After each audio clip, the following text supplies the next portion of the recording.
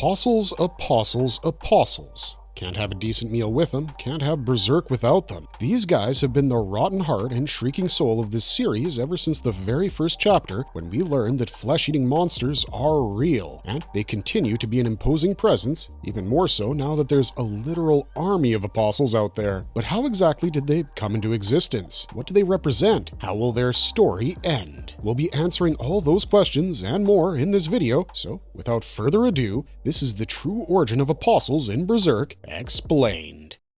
What exactly are apostles? Their nature explained. When Berserk started, all that we knew about apostles was that they were monsters who were formerly human and have now acquired a taste for violence and humans. We wish we were joking about that, but those two words can really sum up the entire point of an apostle quite well. The very first apostle we saw on the pages of Berserk was acting like a succubus. She lured Guts into the woods with the promise of intercourse, and she tried to eat him mid-intercourse like she was some kind of demonic black widow. Guts killed her, of course. In fact, it turns out he lured her, and not the other way around, but the entire premise, as presented to us, went a little something like this. Apostles prey upon humans the same way that apex predators operate in nature, only their minds aren't animalistic in the ways that differentiate humans and animals. They choose to indulge their basest desires, and that includes sexual assault and cannibalism. Apostles are really good at deceiving people, mostly because of their human-like appearance. When they're not busy showing off their various mouths and limbs, they spend their time blending in with humans because they simply look human with a few alterations. In the original prototype for Berserk, apostles were supposed to be reanimated corpses who were more talking monster zombies than creatures of fate. If you read the Berserk prototype, you'll notice that there's a distinct comment made about its featured apostle, which compares him to a corpse. It's stated that his skin feels cold and his body smells like rotten flesh. This implies that apostles were supposed to be reincarnations in the literal sense of the term, and this connection isn't made so explicit in the main series, but it is implied to exist there as well. In fact, most of Berserk's apostles were merely mortally wounded before becoming apostles, at least the ones whose backstories we're familiar with. The Slug Count tried committing suicide when his Behelit was triggered. Grunbeld was in a last stand against an entire Tudor fighting force and had to tank cannon fire to reach a state of near death. Ganishka was betrayed by his son and stabbed with several spears before he grabbed onto his Behelit. So death is an important factor that leads to the creation of apostles. In fact, if you ask us, it's the hidden condition for apostlehood, a transformative act that can only be triggered when a person is in a state of transition, and death is the ultimate transitive state in the world. It's when your soul leaves your body and either ascends or descends, but apostles are created by stuffing the apostle's human soul back into their human bodies after going through a few alterations in hell. And yes, we do mean that literally. As the series progressed, we got a few hints here and there about the true nature of apostles, but we were never given the full picture. Like, yes, apostles are made when they sacrifice someone who defines their humanity, but does that person or people's souls end up becoming a part of their demonic form? Berserk implies that they do, but it never outright confirms it. And we also know that being cannibalistic is an innate instinct for an apostle, but is that because they're the mortal embodiment of human sin? Or is it because they power themselves up with the souls of the devoured? We're never told that either. All we really know about their origin is that A, they're created from humans who are highly disgruntled and disillusioned with their lives, and B, they're basically slaves to the will of the God Hand. That second point is established quite early in the series when Guts and the Slug Count get dragged into an abyssal layer of the astral world and we meet the God Hand for the first time. You'd think that being the foot soldiers of evil that they'd get some kind of aid or relief from their superior officers, especially against a common enemy like the Black Swordsman, but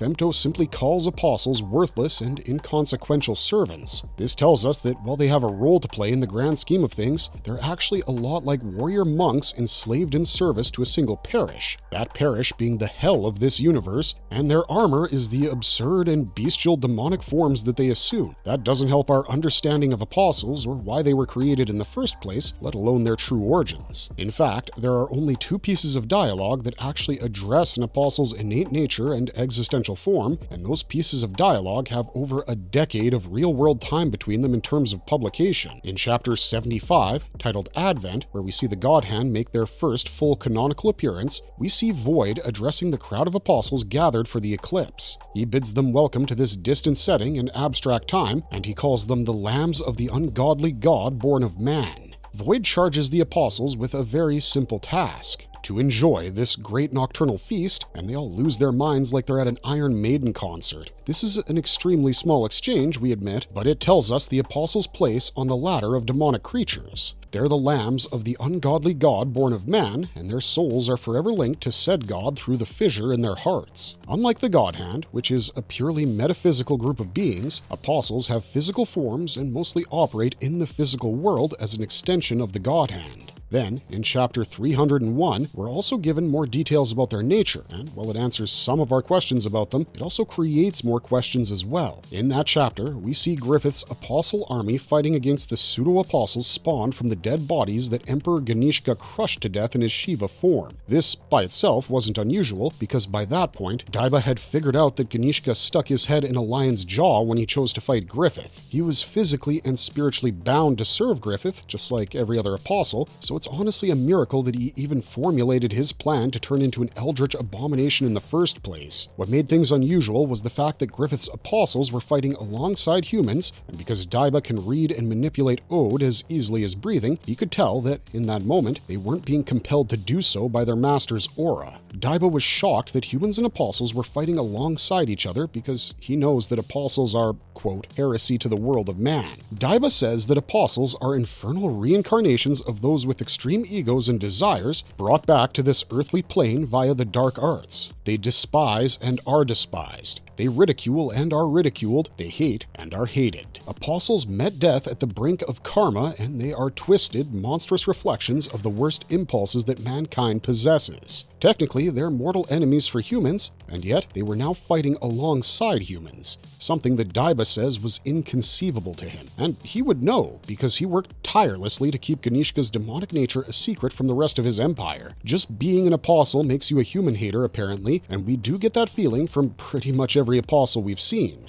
They confronted the evil within their hearts when they reached the mortal limit of their first lifetime, and when they embraced it, they were reborn with hearts full of evil astral energy. So, if we put all this together, we see that apostles are essentially the evil counterparts of the followers of biblical figures like Moses and Jesus. If humans are white sheep, then apostles are the black ones, and their shepherd isn't the Son of God, it's the God Hand. Apostles will follow their shepherd to hell and back, literally, and if they try to resist their inherent impulses as demonic creatures, they'll essentially drive themselves crazy. So, now that we understand the nature of apostles, how they're created, and what they represent for humanity, let's move on to the subject that you really came here for, their origins. True origin of apostles, who they were, how they were made, and why they're called apostles. The oldest apostle that we know of from the series is Nosferatu Zod. He's one of the most powerful apostles to have ever existed, and yet he's quite young when compared to the age of the God Hand. The God Hand has been active for at least 1,000 years, and Zod's only been serving them for about 30% of that time. This means that several apostles have come and gone, and will presumably keep coming and going if the cycle of karmic retribution isn't broken soon. It's quite possible that the first ever apostle is lying in the dirt with his soul trapped inside the abyss for eternity, but why exactly are they called apostles? And what does this all tell us about their true origin? Well, for that, we need to dissect the word itself, because it holds the key to understanding the context within which Miura's apostles operate. The word apostle comes from the Greek term apostolos, which translates to one who is sent off. That doesn't mean that exiles or kids who were sent to fetch water for the house were called apostles. The term is charged with the sacred duty of delivering a message from one party to another. And if this message happens to be religious in nature, then the word apostle can also mean missionary. In essence, apostle was a term originally used to describe envoys, emissaries, and ambassadors. All three of those occupations involve a heavy degree of diplomacy, but they're also more than simple diplomats. Emissaries speak with their dispatcher's voice, have their dispatcher's authority to make or break deals, and are generally perceived as an extension of the dispatcher themselves. If a king sends an emissary to another king's court, that emissary is a stand-in for the king himself, and that logic extends to envoys and ambassadors. People engaged in these professions wield enormous power and have the legal privilege of spreading their sponsor's message throughout any realm they're sent off to,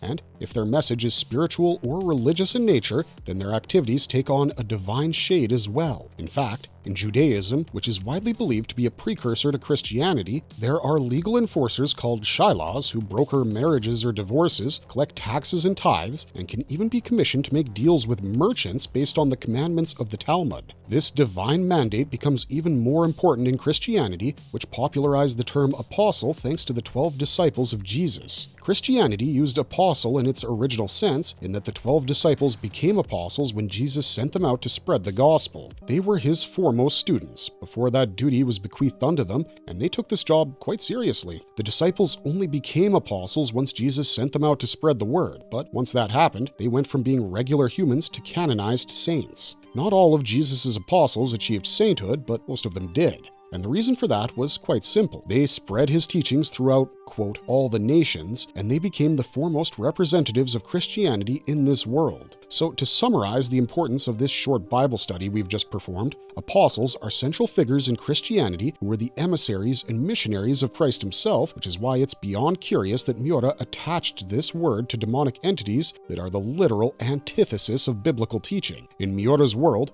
apostles don't shift to different countries and establish churches to teach their people their religion. They spread chaos, violence, and destruction instead. All things denounced by pretty much any religious text that's ever been written. They desecrate churches and violate the faithful instead of raising them up and turning them into devout followers of the Holy See, and based on the conventional understanding of apostlehood, that would make Miura's apostles heretics. Indeed, that's probably why Daiba calls apostles heresy to the world of man, because he knows that these guys cheated death by cutting a deal with the devil to return to the earthly plane and seed it with evil. That isn't something any religion or religious figurehead would preach openly, which is what makes Miura's naming choice for his villains so curious. But it would make a lot more sense for apostles to be called apostles if they followed a Christ-like figure in antiquity, and as it turns out, there is one man in Berserk who suffered the same way Jesus did, only his suffering wasn't entirely for the sake of the people. Back when Skull Knight was still Supreme King Berserk, he imprisoned a certain sage in the Tower of Conviction and tortured him until he saw the face of quote-unquote God. That man, as any longtime viewer of this channel will know, is Void. And Void's entire personality, as well as his implied past, explains Miura's confusing naming choice perfectly. The story tells us that Void was an important religious and spiritual leader during Berserk's age. It implies that he worked alongside Berserk for many years until they reached a point of disagreement, following which Berserk imprisoned and tortured the sage. Skull Knight admits that in his human life he was a foolish king, and though he never explicitly mentions what makes him foolish, the fact that this description comes right after we see the birth of Void in chapter 362 kinda gives the whole game away. In the context of Berserk, Berserk was the Roman emperor who imprisoned and crucified the Christ-like Void. His torturing of Void went well beyond what Jesus endured, however,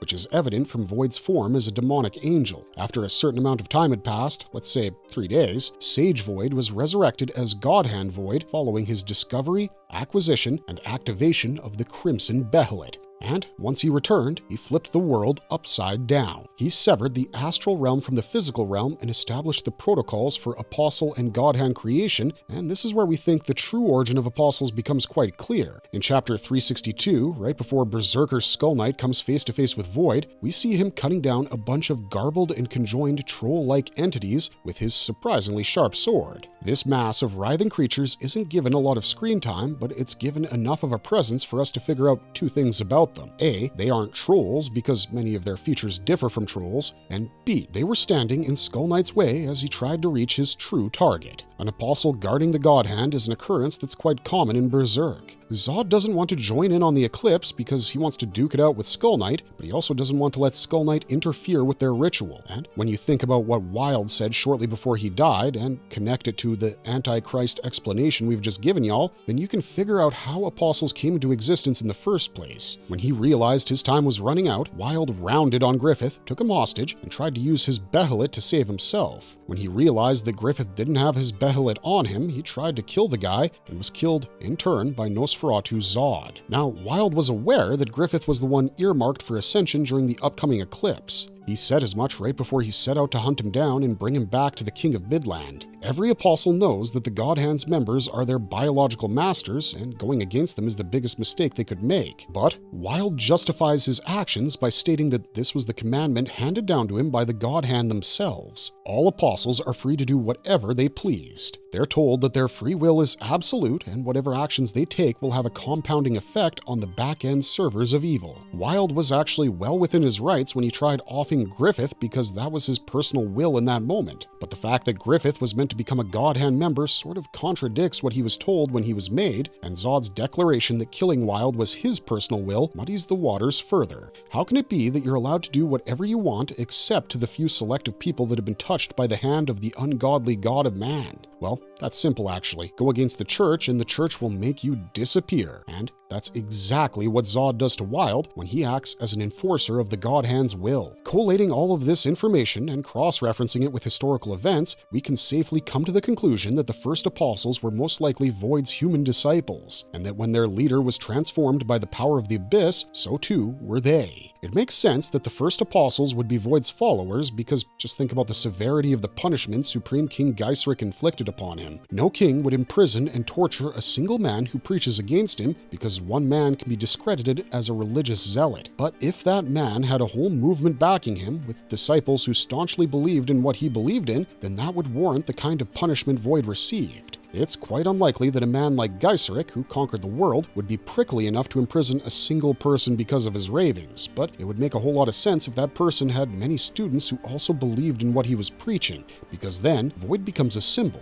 and an example. Dare to cross the Emperor's authority and speak out against him, and your eyes will be sewn shut, your mouth flayed open, and your brain exposed to the elements of the world. It's possible that when Void was reborn, he brought his followers to the dark side with him because the sheer number of people that would need to be sacrificed in order to make the God Hand reality is ginormous. We saw at the end of chapter 53 that there were hundreds, if not thousands, of corpses at the bottom of the Tower of Rebirth, all bearing the brand of sacrifice on their foreheads, and it would make sense that not all of those corpses were branded by Void himself. Some of those sacrifices could belong to his fanatical followers who would follow him to hell and back because they believed in him. And this also explains why Wild thinks that apostles are free to do whatever they want, because that's the commandment that their superiors are handed as well, directly from the source. In the deleted chapter 83, we see Griffith's soul come face to face with the actual big bad of Berserk, the abyssal entity called the Idea of Evil. All his life, Griffith thought that everything he'd done was born of his choices, but now he learned that he was being guided by the hand of the ungodly god born of man. When the Idea proves to him that his entire life was literally meant to lead him to this meeting between them, Griffith humbles himself and asks, quote-unquote, God what it wants from him. And that's when the Idea says those 4 poisoned words.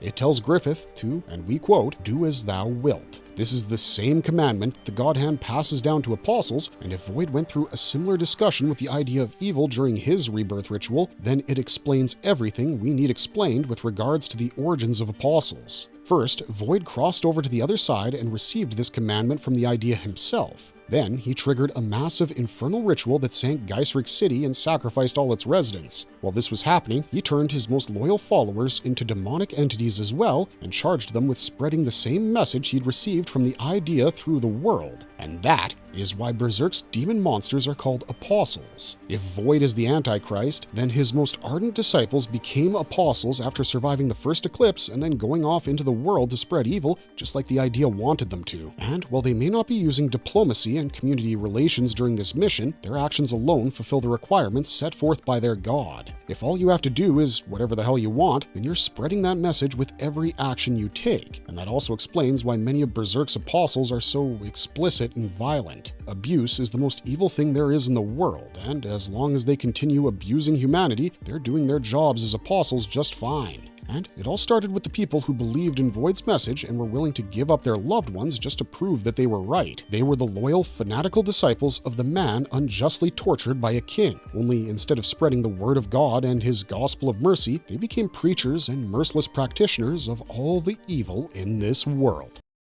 Marvelous verdict. So if you guys have ever wondered how apostles came into the Berserkverse and why they're called apostles in the first place, we hope we've answered some of those questions with this video. Do let us know what you think about apostles and their true origins down in the comments section, because this is honestly the best we could come up with given all the information we had. And as always, don't forget to like, share, and subscribe if you don't want to miss out on the best Berserk content available on YouTube. We'll see you guys real soon with yet another video, so until then, stay safe and remember to keep on struggling, strugglers.